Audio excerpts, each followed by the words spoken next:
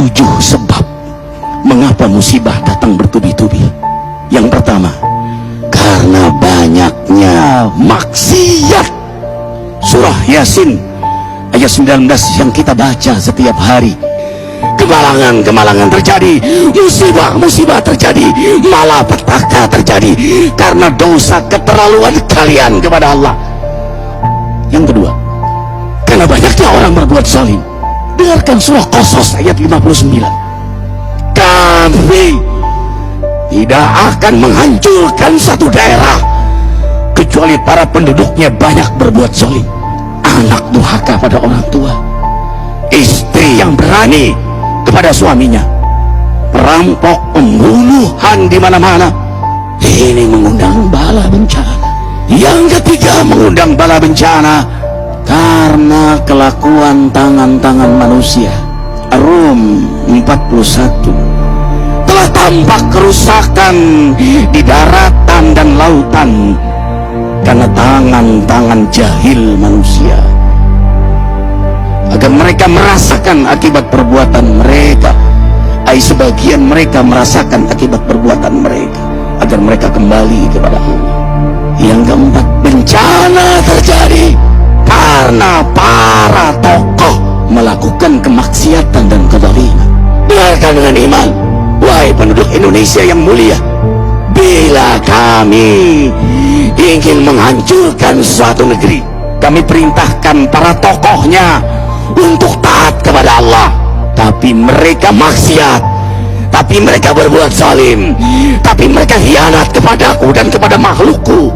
Bahaqqa alaihil qaul, maka haklah untuk mereka datang bala bencana seperti kaum Ad, kaum Samud, kaum Lut, kaum Nuh.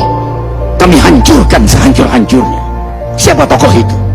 Para pemimpin kita yang sumpah Al-Quran di kepalanya, demi Allah tidak korupsi. Lalu korupsi. Siapa lagi? Hartawan, orang-orang kaya yang dengan harta berpoya-poya, sombong, maksiat dengan kekayaannya di tengah orang yang banyak menderita. Siapa lagi? Ulama yang menjual ayat-ayat Allah dengan murah. Subhanallah. Yang kelima, mengapa bala bencana terjadi? Karena orang-orang soleh, orang-orang baik diam melihat kemaksiatan dan kemungkaran.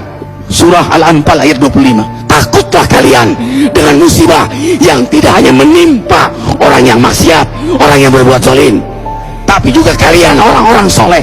Maka masa bodoh dengan kemaksiatan bukanlah sikap seorang mukmin.